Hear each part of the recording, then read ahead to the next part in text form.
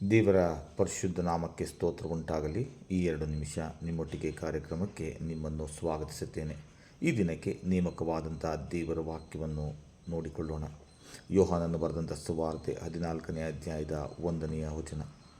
ನಿಮ್ಮ ಹೃದಯವು ಕಳವಳಗೊಳ್ಳದೇ ಇರಲಿ, ದೇವರನ್ನು ನಂಬಿರಿ, ನನ್ನನ್ನು ನಂಬಿರಿ ಎಂಬುವಂಥದ್ದೇ. ಕರ್ತನಲ್ಲಿ ಪ್ರೀತಿಯುಳ್ಳ ದೇವರ ಮಕ್ಕಳೇ, ಈ ಬೆಳಗಿನ ವೇಳೆಯಲ್ಲಿ ದೇವರು ನಮಗೆ ತಿಳಿಸುವಂತಹ ಸಂಗತಿ ಏನೆಂದರೆ, ನಿಮ್ಮ ಹೃದಯವು ಕಳವಳಗೊಳ್ಳದೇ ಇರಲಿ ಎಂಬುದಾಗಿ. ಹೃದಯ ಅನ್ನುವಂಥದ್ದು, ಮನಸ್ಸು ಅನ್ನುವಂಥದ್ದು ಇದು ಕಳವಳಕ್ಕೆ ಒಳಗಾಗುವಂಥದ್ದಾಗಿದೆ. ಸಣ್ಣ ಸಣ್ಣ ವಿಷಯಗಳಿಗೆ ಇದು ಕಳವಳಕ್ಕೆ ಒಳಗಾಗುವಂಥದ್ದಾಗಿದೆ.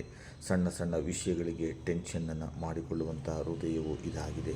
ಮತ್ತು ಪ್ರಿಯರೇ, ಹೃದಯವು ವಂಚಕ, ಗುಣವಾಗದ ರೋಗಕ್ಕೆ ಒಳಗಾಗಿದೆ ಎಂಬುದಾಗಿ ದೇವರ ವಾಕ್ಯದಲ್ಲಿ ನಾವು ನೋಡುವಂಥವರಾಗಿದ್ದೇವೆ. ಇದನ್ನು ಅರಿತಿರುವಂಥ ದೇವರು ತಾನೇ ನಮಗೆ ಹೇಳುವಂಥ ಮಾತೇನೆಂದರೆ, ನಿಮ್ಮ ಹೃದಯವನ್ನು ಕಳವಳಕ್ಕೆ ಒಳಪಡಿಸಬೇಡಿರಿ ಎಂಬುದಾಗಿ. ಯಾಕೆಂದರೆ ನಾವು ದೇವರ ಮೇಲೆ ನಂಬಿಕೆ ಇಟ್ಟಿಲ್ಲದೆ ಇರುವ ಕಾರಣ, ನಮಗೆ ದೇವರ ಮೇಲೆ ಹೆಚ್ಚಿನ ನಂಬಿಕೆ ಇಲ್ಲದಿರುವ ಕಾರಣ ಅನೇಕ ಸಾರಿ ನಮ್ಮ ಹೃದಯವು ಕಳವಳಕ್ಕೆ ಒಳಗಾಗುವಂಥದ್ದಾಗಿದೆ.